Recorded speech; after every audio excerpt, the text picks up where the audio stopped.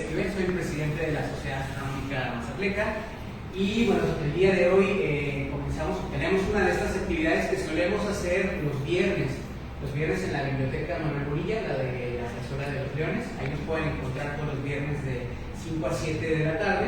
Ya tenemos tiempo realizando actividades de divulgación de la astronomía, pero como se atraviesa el periodo vacacional, tuvimos que cambiarlo al sábado. Eso le conviene a muchas personas que no pueden el viernes y bueno, nosotros vamos a estar acomodándonos con eso. Para quienes no nos conocen, pues somos una sociedad que está compuesta por ciudadanos de muchos orígenes, pero nos une el gusto por la astronomía. En principio, pues éramos un grupo de gente rara que sacaba su telescopio ahí a la calle y poco a poco pues nos hemos ido formando, hemos ido compartiendo entre nosotros información, entre nuestros grupos hay astrofotógrafos, hay gente que hace observación con binoculares, hay gente a la que le encanta el campismo y le gusta salir a mirar las estrellas, otros que son más de historia, de mitología. Y bueno, todo eso pues, nos va construyendo una sociedad que busca generar algo que es muy bonito, que se llama ciencia ciudadana, ¿no? Que tiene que ver con cómo la gente común y corriente, que tiene su profesión, que tiene sus trabajos, se acerca a la ciencia, en este caso a la astronomía, pero sabemos que vinculada a la astronomía está el tema también de la química, la física, las matemáticas, la mitología, la historia, etc. ¿no? Entonces, bueno, eso es lo que hacemos y tenemos la fortuna de que tanto en octubre como en abril, octubre de este año y abril del próximo, pues vamos a tener dos eclipses. Un eclipse parcial, que se va a ver más o menos un 60%, se va a ocultar el sol el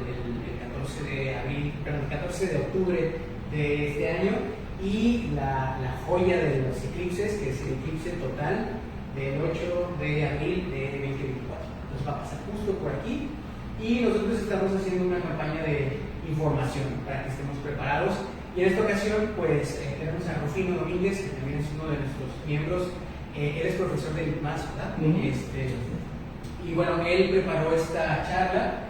Algunos de ustedes, que son muy jóvenes, no recordarán que el 11 de julio de 1991 ocurrió otro eclipse total de sol, que fue un gran espectáculo. Yo tenía como 8 años, y otros sí lo vieron en su plenitud. Y bueno, creo que ese es el tema del cual nos va a hablar Rufino. Entonces les agradezco que hayan venido. Vamos a ver la charla de Rufino y después vamos a dejar un espacio para preguntas, ¿vale? Entonces los dejo con Rufino y pues muchas gracias por estar aquí. Muy bien, gracias. Pues gracias a todos, buenos días, gracias por acompañarnos, ¿verdad? en esta charla que hacemos cotidianamente y que ahora la hacemos en este recinto, ¿no? que nos facilitaron el día de hoy. Pues como ya lo dijo David, ¿verdad? Yo soy Rufino Domínguez, yo soy profesor en el Tecnológico Nacional de México, campus aquí de Mazatlán, en la carrera de electrónica. Ya tengo 30 y tantos años laborando ahí. Y pues soy uno de los raros que se juntó ahora con el grupo de astronomía. Y pues ahora con esta gran oportunidad que tenemos, ¿verdad? De ser testigos de este evento. El tema que le puse en la charla precisamente hace alusión a lo que decía David, al último eclipse que tuvimos la fortuna de ver, ¿verdad? Hace ya casi 33 años, ¿verdad? En julio del 91 hubo un eclipse que pasó aquí por México, ¿verdad? Pasó por aquí por Mazatlán, la totalidad, Guadalajara, Ciudad de México, y ya se fue al sur, ¿sí? Y de ahí hasta el 8 de abril, pues son casi los 33 años, ¿verdad? Entonces a eso hago referencia, ¿verdad? Por eso el tema, que esos 33 años son muy poco tiempo, la verdad, ¿no? Puede parecer, esperamos mucho tiempo, pero la verdad es que no, ¿verdad?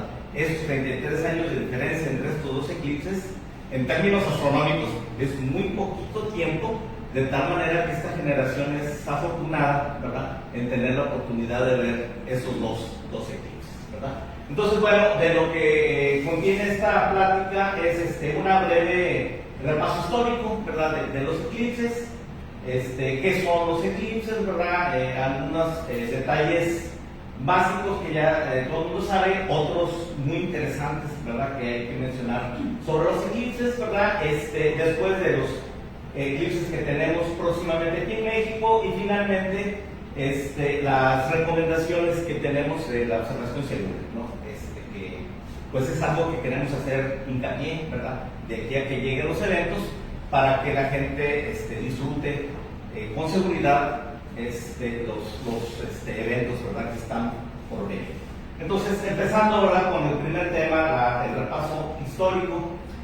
Bueno, pues podemos mencionar, ¿verdad?, de que los eclipses siempre han sido un espectáculo pues fascinante, ¿verdad?, que llama mucho la atención, muy llamativo, impactante. Quien ha tenido la oportunidad de ver uno, pues jamás lo olvida, ¿verdad? Es algo muy bonito, ¿verdad? Ofrece imágenes hermosas, ¿verdad? Aunque en el pasado, ¿verdad? Pues hubo pues mucho temor incluso, o terror podríamos decir, respecto a esos eventos, porque pues no conocían su origen, ¿verdad? ¿Por qué sucedía? La mayoría de los pueblos antiguos, ¿verdad? Yéndonos desde los países allá en China, en Egipto, los nórdicos, o aquí los de Mesoamérica, tuvieron sus explicaciones atribuyéndosela pues a divinidades, ¿verdad? A causas sobrenaturales. Y es curioso, ¿no? Bueno, cómo interpretaban de que el sol era comido por una bestia, ¿sí? Allá en China pensaban que un dragón, los nórdicos pensaban que una jauría de lobos era la que se comía parte del sol, en Mesoamérica pensaban que era un jaguar, y bueno, así cada cultura, ¿verdad?, tuvo su manera de interpretarlo, ¿verdad? Y entonces, bueno, pues había que hacer algún ritual o algo para espantar a la bestia, ¿verdad?, para salvar al dios sol, ¿verdad? Entonces, es lo que pasaba, ¿no? Como quiera, esas culturas antiguas pues dejaron registros, ¿verdad?, de sus observaciones, ¿sí? Entonces aquí hay uno de los registros más antiguos. Algunos dicen que es el más antiguo que físicamente se tiene, ¿verdad? Una tablilla de arcilla que se encontró en esa ciudad de Ugarit y que está fechada en el año 1200 antes de Cristo, ¿verdad? Y bueno, en esos escritura cuneiforme, ¿verdad?, se encuentra un registro de un eclipse que se vio en la antigüedad, ¿verdad? Entonces, la mayoría de las culturas antiguas les daba mucho, ¿verdad?, por observar los cielos y dejaron buenos registros sobre eso. En particular, los babilonios debieron tener registros muy meticulosos, muy detallados, porque se dieron cuenta de un detalle interesante, ¿sí? Desde 2 o 3 siglos antes de Cristo se dieron cuenta de que ocurren los eclipses en ciclos de 18 años, ¿verdad? Se repiten eclipses que son similares, que tienen más o menos las mismas características. Aquí, por ejemplo, se muestra una gráfica que, lástima por la transmisión, no se ve.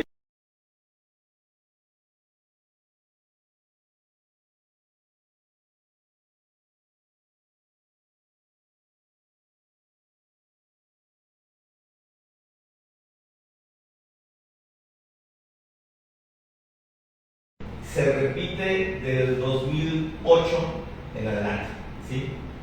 Y 18 años después se vuelve a repetir y se vuelve a repetir. Entonces hay ese ciclo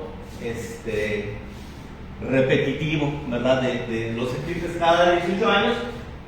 Ellos se dieron cuenta de ese detalle interesante, no con tanta precisión como ahora lo sabemos, pero ahora sabemos que se repiten cada 18 años, 11 días y 8 horas aproximadamente, ¿no?, más o menos, y le llamamos ciclos aros a ese secuencia, ¿verdad? Entonces,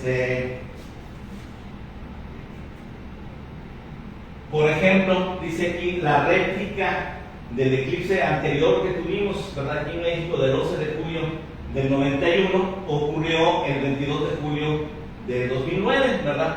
Ahí están los 18 años, los 11 días y las pocas horas de diferencia, ¿no?, en que ocurrió eso.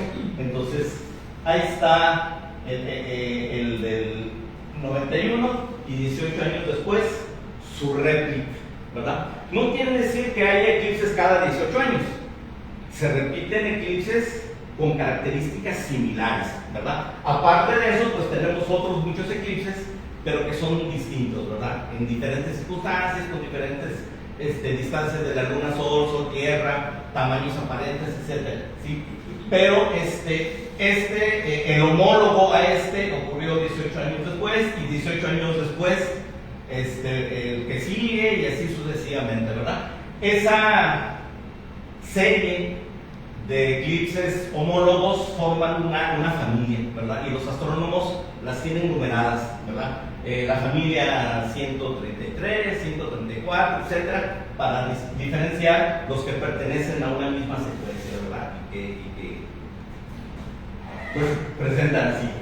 La réplica del que vamos a tener el 8 de abril ocurrió en el 2006, ¿verdad? Ocurrió en el 2006, enero, febrero, a finales de marzo, ¿sí? Aquí está la fecha, ¿verdad? El 29 de marzo del 2006, y ahora en abril, ¿verdad? Los 18 años, 11 días de diferencia, ¿verdad? Vamos a tener el homólogo de ese, ¿verdad? Y otra vez existiendo en la secuencia que se repite, ¿verdad? En el 2023, a principios, ¿verdad? Enero, febrero, marzo, a principios de abril, hubo un eclipse híbrido que se le hizo mucho publicidad, que se vio nada más en Australia, ¿sí? Ocurrió ese eclipse, ¿sí? En el 2005 y en el 2023 lo volvimos a tener. En octubre del 2005 es el anular, que es el que vamos a tener el 14 de octubre ahora, ¿sí? Y en abril, el homólogo de ¿verdad? Que ocurrió a finales de marzo. Entonces, la secuencia es la misma, ¿verdad? Cada ciclo sabes que va pasando. Cuando hablamos de esto, estamos hablando del mismo punto en la Tierra. Ok, no, ese es el detalle, ¿verdad? Que el homólogo se repite, pero no en la misma zona geográfica. Agarra la Tierra movida, ¿verdad? Y entonces, el eclipse tiene las mismas características, pero en diferente ubicación geográfica, ¿verdad? Se observa en diferentes puntos. Entonces, es lo único que no se repite, ¿verdad? En cada uno de los ciclos salos que tenemos, ¿verdad? Es también interesante que es válido esto del ciclo salos también para los eclipses lunares, ¿sí? Aquí voy a dedicarme exclusivamente a eclipses de sol, aunque los lunares también van incluidos en esto, ¿verdad? Y si se fijan, va un emparejamiento, ¿no? Muy cerquita de un eclipse solar, hay lunares también, ¿no? Y ahorita vamos a ver el porqué, ¿sí? Ok, lo interesante de eso es que 300 años antes de Cristo los babilonios ya lo sabían, ¿sí? Ahora lo sabemos con más exactitud, pero ya lo sabían ellos, de tal manera que poco a poco se fueron dando cuenta de que los eclipses pues no tienen origen sobrenatural, que tienen alguna explicación, ¿verdad? Alguna causa natural. Empezaron a investigar y fueron descubriendo cosas, ¿no? Los filósofos griegos pues fueron de los más pensadores, ¿verdad? En esto, ¿verdad? Entonces se dice, ¿verdad?, que Tales de Mileto en el año 585 a.C. pudo predecir un eclipse, seguramente porque tenía acceso a la información de los babilonios, ¿verdad?, a las tablas de Saros que ya había antes. Bueno, basándose en eso, pudo predecirlo. Lo interesante es que pudo predecir dónde, ¿verdad?, dónde iba a ocurrir el eclipse, ¿sí? Anaxágoras dice ahí que en el 478 fue el primero en darse cuenta que el Sol es causado por la sombra de la Luna, ¿sí?, que es la que está apuntando el Sol.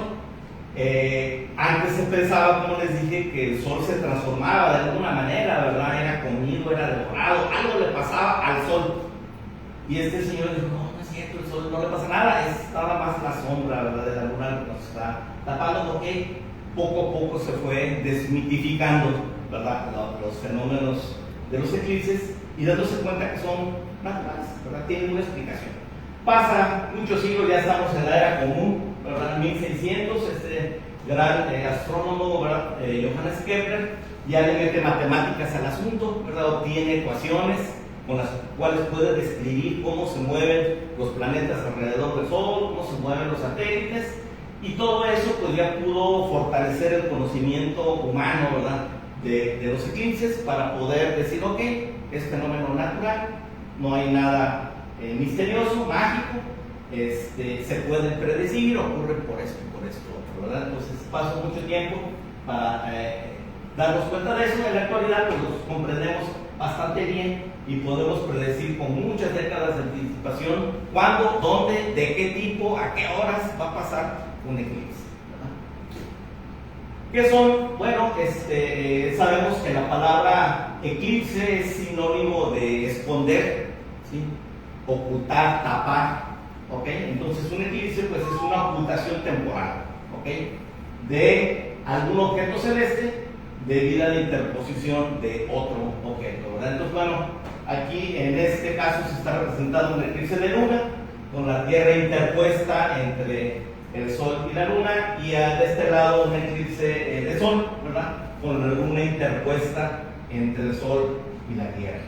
Aquí lo importante es que para que ocurra un eclipse de cualquiera de los dos tipos es importante la alineación, ¿verdad? Que coincidan en una misma línea, ¿sí?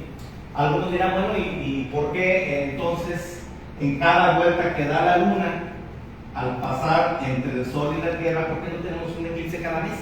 ¿Sí? Cada que la Luna da una vuelta.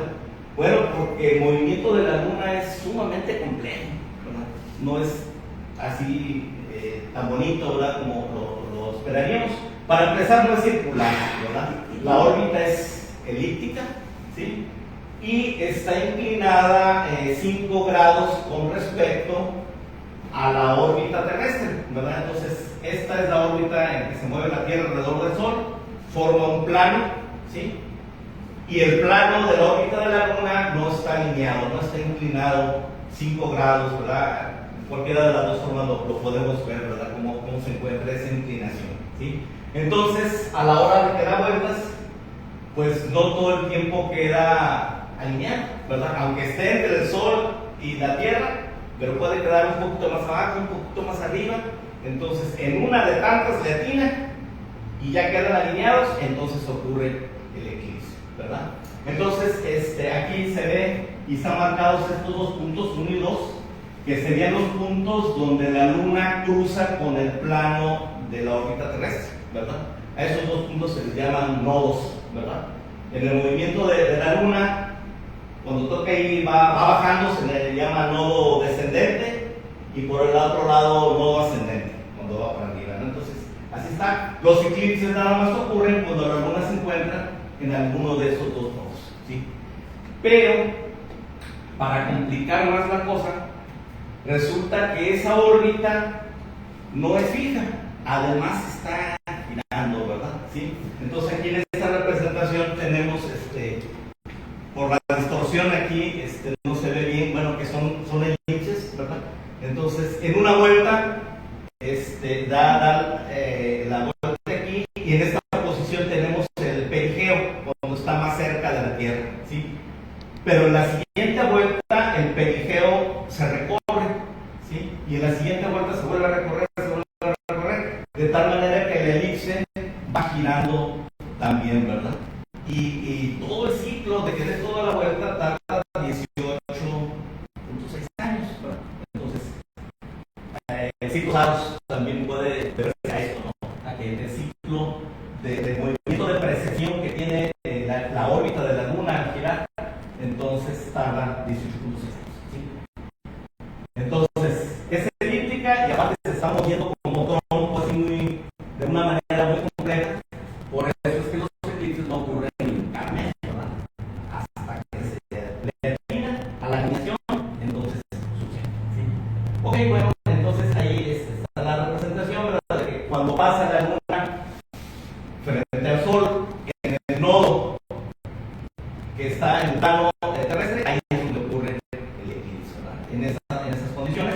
En el otro lado ocurriría el eclipse de Luna, ¿verdad? Pero ahorita estoy hablando puros eclipses de Sol, ¿sí? Aquí en este diagrama se muestra la posición de la Tierra en lados opuestos de su órbita alrededor del Sol, ¿sí? Entonces vamos a pensar que aquí en este punto ocurre un eclipse, ¿verdad?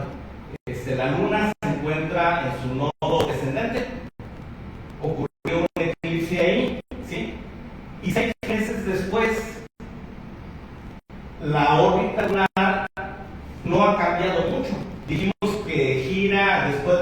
8 años, ¿verdad? Después de 6 meses no cambió tanto, ¿sí? De tal manera que 6 meses después, en el nodo ascendente ahora, va a volver a ocurrir un eclipse, ¿sí? Y es lo que vemos precisamente allá en la tabla de Saros que veíamos, ¿verdad? En esa gráfica, como aquí nos comenta, en enero ocurrió un eclipse, ¿sí? Y después 1, 2, 3, 4, 5, 6 meses ocurrió otro eclipse.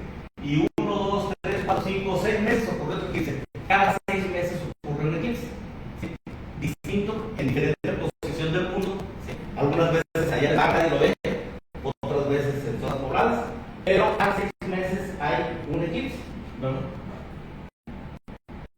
Por ese detalle que acabamos de ver, ¿verdad? De cómo la posición de la órbita de la Tierra, de la Luna alrededor de la Tierra, cambia muy poquito cada 6 meses, entonces las condiciones para que haya un eclipse se vuelven a dar. Y también nos explicamos por qué en esta posición, ¿sí? Aquí ocurrió un eclipse de Sol y a las 2 semanas uno de Luna. Y del otro lado igual. Por eso es que los eclipses de Luna y de Sol van muy prácticos, con 2 semanas de diferencia más o menos. Entonces, bueno, eso es algo de la dinámica celeste, lo que explica cómo es que ocurren los eclipses. ¿Por qué no se ve todo el tiempo? Bueno, porque aquí, ¿verdad? El movimiento de la Luna es muy complejo. Necesitan darse las condiciones que no son cada mes para que esto suceda. ¿Se ven en todas partes? Bueno, sabemos que no. Este es un video que fue tomado con un satélite de la NASA, un satélite climático, y se mostró la sombra de la Luna, ¿verdad? Cómo pasa por una parte de la Tierra, nada más, no alcanza a cubrir una parte nada más. Entonces, se pueden elaborar mapas como que se llaman mapas de visibilidad de un eclipse, en donde nos dice en qué parte de la Tierra se va a ver y en qué parte no, ¿verdad? Entonces, esa parte de la franja más oscura, pues es la franja principal, donde se va a ver la totalidad del eclipse, si es total, o el máximo si es angular. Y las bandas arriba y abajo, los laterales, serían en donde se ve como parcial, ¿sí? Y fuera de eso, los observadores que estén por allá no ven nada, ¿verdad? Se quedan fuera del espectáculo. Entonces, este mapa, ¿verdad?, nos dice dónde va a ser visible este eclipse. Este mapa lo uso a propósito porque es el que corresponde al eclipse del 91, ¿sí?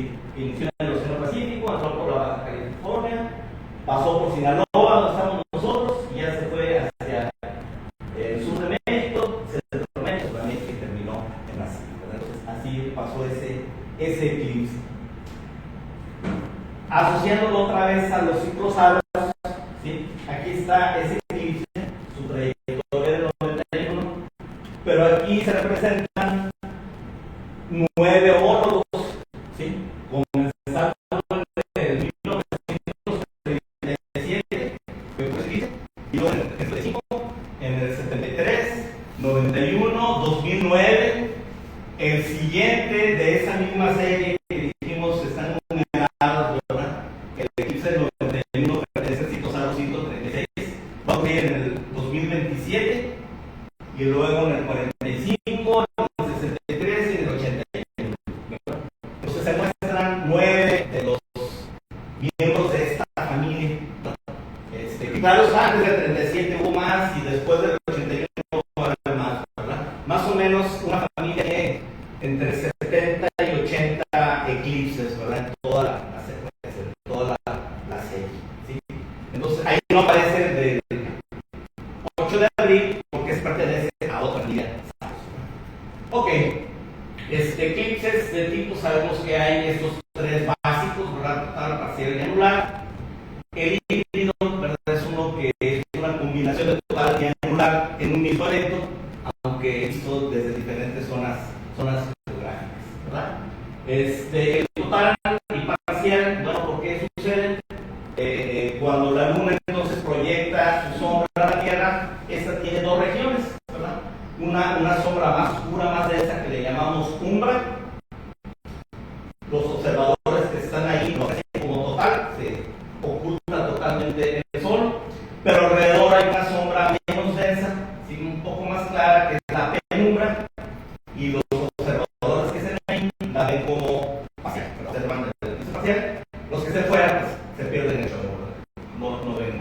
¿sí? La diferencia entre un total y un anular sería la distancia que hay de la Luna a la Tierra, ¿verdad? Si la Luna está un poco más alejada en su órbita elíptica que dijimos que tiene, entonces la umbra no se alcanza a proyectar sobre la Tierra, ¿sí? Entonces los observadores de la Tierra que estén en la umbra alcanzan a ver el borde del Sol, ¿verdad? Un anillo externo. Entonces por eso el nombre de anular, ¿verdad? Porque está más lejos la Luna y no alcanza a tapar, ¿no? Entonces ahí se ve la diferencia, ¿no? La superficie terrestre, exagerando, ¿verdad?, las distancias de la Luna, aquí muy cerca, lo que provoca un eclipse total, y acá más lejos, lo que provoca un eclipse anular. Entonces depende en el momento de la alineación, en qué distancia se encuentre, y esa sería la diferencia entre ellos. Ok, bueno, hay fotos tomadas desde el espacio de algunos eclipses, ¿verdad? Ese es el video que puse ahorita, ¿verdad? Un satélite, ese es el nombre del satélite, un satélite climatológico de NASA, otro tomado de la Estación Espacial Internacional, ¿sí? En donde se ve que la diferencia entre umbra y penumbra pues no es así nítida, ¿verdad? Entonces es bastante difusa la cosa. Aquí el punto central está más oscuro, se va desvaneciéndose alrededor, y ya por lados tenemos la penumbra. Entonces este es un libro por la Estación Espacial Internacional sobre la razón mayor y también la sombra que proyecta la. ¿Cuánto dura el evento del eclipse? Bueno, podemos decir que tiene tres fases, ¿verdad? Una fase inicial, en donde lo observamos como parcial, cuando apenas la Luna va avanzando y va ocultando el Sol poco a poco, vamos a llamarle la fase parcial de entrada, ¿sí? El máximo, donde vemos totalmente tapado el Sol en el caso del total, o el anillo si es anular, y después la fase de parcialidad de salida, ¿verdad?, cuando ya se va desplazando la Luna y va dejando descubierto el Sol otra vez, ¿verdad? Entonces de inicio a fin pues varía también, ¿verdad?, 3, 4 horas, un poco más, ¿sí? Y la fase de totalidad son minutos nada más, ¿verdad? De 3, 4, 7, 8 minutos máximo, ¿verdad? Aunque estuve viendo una tabla que se registró un eclipse de 10 minutos de totalidad, pero una rareza, ¿no? Muy raro ese eclipse, ¿sí? ¿Son peligrosos los eclipses? Bueno, aunque en la antigüedad había mucho temor y todo, y se ha ido desvaneciendo eso, porque sabemos por qué suceden los eclipses, persiste todavía, crece, ¿verdad?, mitos entre la gente respecto a la peligrosidad del eclipse, ¿verdad? Es el caso de que a veces a los niños dejan salir de su casa o del salón de clases por temor de que les vaya a pasar algo, pero bueno, el único peligro es el daño a la vista que posiblemente pueda causar, ¿verdad? Fuera de eso, no nos causa ningún riesgo, ¿verdad? El observar directamente al Sol con o sin eclipse, los daña la vista, ¿verdad? En un eclipse parcial o uno anular, ¿verdad?, esa rendijita de luz que alcanza a pasar pues es suficiente para causarnos daño, ¿verdad? Entonces habría que evitar ver el Sol en esas circunstancias. En un eclipse total, dice, solo durante los pocos minutos que dura la totalidad, entonces sí se podría observar al Sol directamente, ¿verdad? Y el espectáculo pues es hermoso, ¿verdad?, porque solamente en un eclipse parcial se aprecia este halo que tiene el Sol, entonces le llaman corona, ¿verdad?, la corona solar. Entonces solamente en un eclipse total se ve, y pues es un espectáculo hermoso, ¿verdad? Pero hay que estar conscientes de que en esa condición va a durar 3-4 minutos, y antes de que un rayito de Sol se filtre hay que protegernos otra vez, ¿verdad?, para evitar daño a la vista, ¿verdad? Entonces hay que ser conscientes de eso. Bueno, llegamos ya a la tercera parte, que habla sobre los próximos eclipses que tenemos en México. Entonces el 14 de octubre tendremos el eclipse anular. Este mapa está, bueno, se ve mal por la predicción. Lo elaboró la INEGI, ¿verdad? Hace poco que nos lo compartieron ahí, ¿verdad? De ese mapa que la INEGI elaboró, en donde muestra, ¿verdad?, que como es anular, ¿sí?, la máxima ocultación va a ser del 95%, ¿sí? Entonces eso va a ser visible más que nada en la península de Yucatán. Creo que tengo ahí una siguiente que es una ampliación, ¿sí?, en las ciudades de Campeche y Chetumal como ciudades grandes, ¿verdad?, es donde se va a ver mejor, ¿verdad?, a su máximo siendo anular. Y a nosotros que estamos muy lejos de la península, nos andamos aquí en Sinaloa entre 65 y 60, como un 62% de ocultación del sol, es lo que nos va a tocar, ¿verdad? Porque ya estamos en las bandas, en este mapa de visibilidad, esta sería la franja principal y las laterales, ¿verdad? Entonces nos toca andar por acá, un 62% de ocultación. Dice ahí el máximo, bueno, ¿cómo se llama? El evento inicia a las 8:27 de la mañana, ¿sí? El 62%, el máximo que vamos a alcanzar a ver a las 9:46 con 24 segundos, y a las 9:54 termina el máximo, y ya el evento finalizaría a las 11:23. Entonces ahí más o menos son los horarios locales, el horario local, en los cuales vamos a poder apreciar ese evento. Mira, foto de cómo se ve ese. ¿Cómo se va a ver? Hay simulaciones, ¿verdad? Hay sitios en internet donde muestran simulaciones de cómo se va a ver.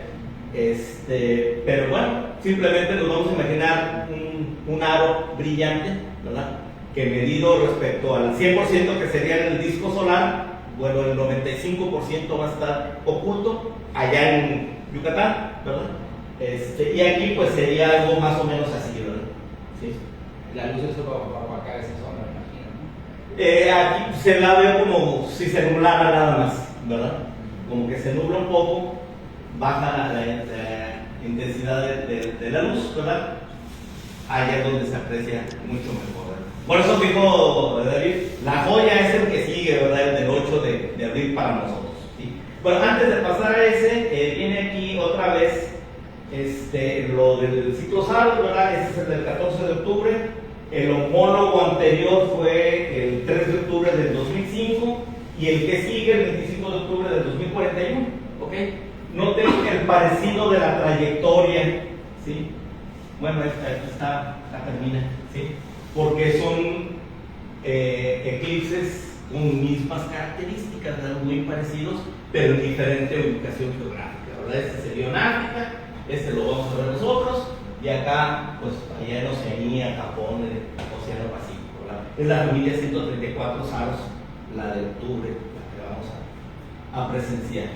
Y la joya para nosotros, la del eclipse del 2024, el 8 de abril, el eclipse total. Tenemos la gran fortuna de estar en la franja principal, ¿verdad?, la del 100% de ocultación. El eclipse se va a ver en todo el país, ¿verdad? Noten cómo las bandas laterales se extienden, los demás lo van a ver como parcial, nosotros como total, ¿verdad? Y va a cruzar Sinaloa, Durango, Coahuila, y ya entra ahí en territorio americano, Canadá, y se pierde en el océano Atlántico, ¿no? Entonces, así está. Una ampliación de ahí para que sea mejor. Bueno, la franja de esta franja principal, donde se va a ver el 100% de ocultación, es una franja de como unos 120 kilómetros más o menos, ¿sí?, que va desde Dimas, desde la Cruz del Otro, Dimas por ahí, hasta Caponeta más o menos, ¿sí? Entonces, en esta franja, todo eso lo vamos a ver, los observadores de ahí lo van a ver como totalidad, ¿verdad? Y esa franja es la que va a ir recorriendo este país. Entonces, ciudades importantes, pues Mazatlán, Durango, Torreón, Gómez Palacio, Monclova, Piedras Negras, ¿verdad? Ciudades de México, todos los poblados asociados, y ya de ahí en adelante. Ahí están los horarios. En hora local, ¿sí? A las 9:51 de la mañana empieza, ¿verdad?, el primer contacto. La totalidad la vamos a tener a las 11 con 7 minutos 25 segundos. 4 minutos después, ¿verdad? 4 minutos 20 segundos es lo que dura la totalidad de este siguiente. A las 11 con 11 termina la fase total. Y ya la fase final, la parcial de salida, termina hasta las 12:39. Entonces, son los horarios en los cuales nos vamos a disfrutar desde aquí, listos desde más adelante. ¿Sí? Y también insistiendo en la familia Sados a la que pertenece, pertenece a la 139, su homólogo anterior fue en el 2006 y el que sigue en el 2042 en distintos lugares, ¿verdad? ¿Sí? Este fue África y Asia, aquí lo vamos a ver nosotros, por eso le llaman el gran eclipse de Norteamérica, ¿sí? Nada más en Norteamérica se va a ver este eclipse, ¿sí? Y ya el otro, pues allá en Oceanía, en el Océano Pacífico, por allá. Ok, ¿cuándo nos volverá a tocar ver? Después de abril del 24, cuando volvemos a ver un eclipse en Mazatlán, ¿sí? Pues ahí sí tenemos malas noticias, ¿no? Tenemos malas noticias porque viendo las predicciones a futuro, pues no se ve ninguno que pase por Mazatlán. Por México van a pasar varios, ¿sí? El siguiente después del 24 es en el 2052, pero a ver si haciéndoles zoom se aprecian mejor los mapas. Va a pasar más hacia el sur, o sea, más bien que Tepic y Puerto Vallarta es donde va a entrar, ¿sí? Entonces lo veríamos como parcial nosotros, ¿sí? En el 52, en el 56, un eclipse anular a los de Culiacán les va a tocar, ¿sí? Nosotros lo vemos como parcial. En el 78, 2078, otra vez le toca Puerto Vallarta, Tepic, ¿verdad? Quedamos fuera. Y el más cerca sería hasta el 2131, en donde pasa rozando, ¿verdad? Pasa rozando. Aquí está Mazatlán, esta es la franja principal, casi, ¿sí? Hasta el 2131 es lo más cerquita que podemos tener, ¿sí? Y después de eso, hasta como por el 2200, se vuelve a dar que pasa muy cerquita, pero no exactamente. Entonces, la oportunidad de ver un eclipse en todo su esplendor aquí en Mazatlán, nadie de los que estamos vivos nos va a volver a tocar, ¿verdad? A menos que nos convirtamos en cazadores de eclipses, ¿verdad? Que vean, pues el siguiente va a ocurrir en África, pues vámonos, para tomar fotos del eclipse allá. Que el siguiente en Japón, pues vamos, pues ojalá pudiéramos hacer eso, ¿verdad? Hay gente que sí lo hace, ¿verdad? Pero aquí en Mazatlán, pues ya no nos va a volver a tocar otro espectáculo como este. Entonces, pues hay que hacer todo lo posible por disfrutarlo, ¿verdad? Para no perderlo, ¿sí? Mencionaba ahí que muchas veces a los niños los esconden y eso, más bien hay que darles la oportunidad, ¿verdad? De disfrutarlo, porque es un acercamiento a la ciencia, ¿verdad? Para los jóvenes. Entonces, pues hay que prepararnos, ¿verdad? Para hacer la observación. Entonces, llegamos a la parte de las observaciones, las recomendaciones, ¿verdad? Para la observación segura de los eclipses. Bueno, sabemos de que algunos han intentado con radiografías, otras cosas, protegerse de la intensidad de la luz del sol.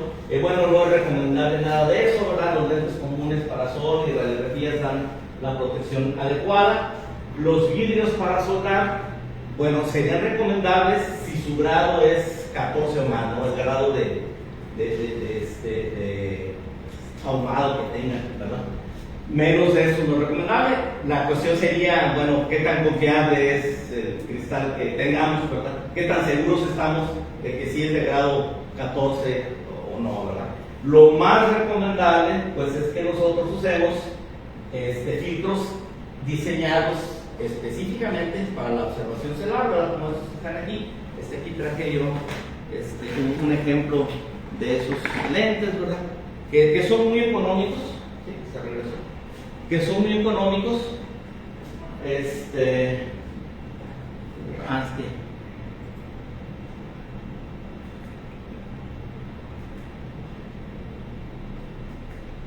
son bastante económicos y que podemos conseguir. Por ejemplo, ya está caducado. La recomendación aquí que nos pone la leyenda es de que no se use después de 3 años, ¿verdad? Entonces, fue fabricado para observar un eclipse en el 2017. Ahí dice, entonces, pues ya caducó, ¿verdad? Entonces, sí, una menos. Pero, pues es posible adquirir, ¿verdad? Lentes de ese tipo. La Sociedad Astronómica Mazatleca, pues, está en negociación ahí con instancias aquí locales, ¿verdad? Gobierno, empresas, para procurar de que consigan, ¿verdad?, un buen surtido de estos lentes y que los pongan a disposición de la comunidad, ¿verdad?, de la gente, para que los puedan disfrutar, ¿verdad?, los niños en las escuelas, los jóvenes, etc. Los niños en las escuelas, pues no sabemos si va a haber clases o no, ¿sí? Porque como el evento del 8 de abril va a ocurrir el primer lunes terminando vacaciones de Semana Santa, no sabemos qué decida la SEP, si suspender clases por el mismo temor, ¿no?, de que, bueno, ¿quién va a cuidar a los niños? ¿Quién los va a supervisar? ¿Los maestros en las escuelas o sus papás en sus casas? A lo mejor decide suspensión, ¿sí? A lo mejor nos agarran clases, hay que prepararnos de cualquier manera, ¿verdad? Entonces, bueno, esos lentes habría que conseguirlos, ¿verdad? Son una buena opción para observar al sol de manera directa, ¿verdad? Contemplar el espectáculo, ¿verdad? En el caso de quienes tengan algún equipo como binoculares o telescopios, bueno, hay estos filtros especiales que son del mismo material, ¿verdad?, que están aquellos lentes, ¿verdad?, que son como unas tapitas que se ponen en la parte frontal del telescopio, y eso ya permitiría una observación segura, ¿verdad? Imagínense, estos instrumentos pues tienen lentes, ¿ok? Y sabemos que con la luz del sol y una lupa pues podemos iniciar fuego, ¿verdad? Entonces imagínense el daño que causaría a la retina, a nuestros ojos, el observar sin protección al sol con un instrumento, ¿verdad?, un telescopio o binoculares, chamuscaría los ojos, ¿verdad? Entonces apenas con filtros especiales, ¿verdad? Entonces son de ese mismo material de los lentes, ¿verdad?, como que se tiene ahí. Pero la manera más segura, ¿sí?, de observar un eclipse sería por proyección, ¿sí?, para no dirigir la mirada hacia el sol, porque los anteriores o el filtro se cae o puede tener algún rayón, con un rayoncito que tenga la película del filtro, con eso ya se filtra suficiente luz como para causar daño. Entonces son muy frágiles, hay que tratarlos con mucha delicadeza, que no estén caducados, ¿verdad?, como que ya traigo ahí. Pero ese riesgo de dirigir la mirada hacia el sol. Lo más seguro es por proyección, ¿no? Entonces aquí se tienen telescopios sin filtros, ¿sí?, pero que la salida se está proyectando en una cartulina sobre una cajita de cartón. Ahí la proyección lo distorsiona. O aquí se tiene un binocular, ¿verdad?, con una cartulina aquí para hacer sombras sobre la pantalla y proyectarlo, ¿verdad? Entonces, de esa manera protegemos nuestra vista. ¿La cartulina es normal o tiene que ser cualquier cartulina? Sí. Cualquier superficie blanca, la lisa, puede ser la pared, lo que sea, ¿verdad?, y ahí se puede observar de manera segura. En internet ofrecen aparatos como un arreglo muy ingenioso de una lente por donde entra la luz del sol y se refleja en 1, 2, 3 espejos, y finalmente con otra lente se proyecta en una cartulina o en una hoja de papel, y ahí se observa la imagen del sol, ¿verdad? ¿Sí? Entonces está ingenioso el arreglo, ¿verdad?, pero es una alternativa por proyección, ¿verdad?, para evitar que volteemos, ¿verdad? O el típico que se enseña a los niños, ¿verdad?, que se puede construir con materiales que tenemos en casa, ¿verdad?, una caja cerrada con una cartulina, un papel blanco y de fondo, una perforación muy pequeña hecha con un alfiler, para que entre un haz de luz muy pequeño y que ese se proyecte y forme la imagen del sol allá en el fondo, ¿verdad? Y otra abertura para poder asomarnos, ¿verdad? Y ver ahí en el fondo la imagen. Estas con un ojo, una variante de eso es hacer un hueco lo suficientemente grande para meter la cabeza y poder ver con los dos ojos, ¿no? ¿Sí? Y ahí vemos la proyección ahí en el fondo del evento, ¿verdad? Lo que está ocurriendo. Bueno, son alternativas que tenemos y pues estamos a tiempo de enseñarle a los niños, enseñar al público a que se preparen para disfrutar de este evento que pues somos afortunados, ¿verdad? ¿Qué tal, discúlpame? Sí. Me habían dicho que el sol se podía observar a través de una obsidiana, ¿Obsidiana? ¿no? No. Bueno, ahí dependería del trabajo del pulido, del corte y pulido, pero no ofrece suficiente protección, ¿verdad? El filtrado de la radiación del sol no es suficiente.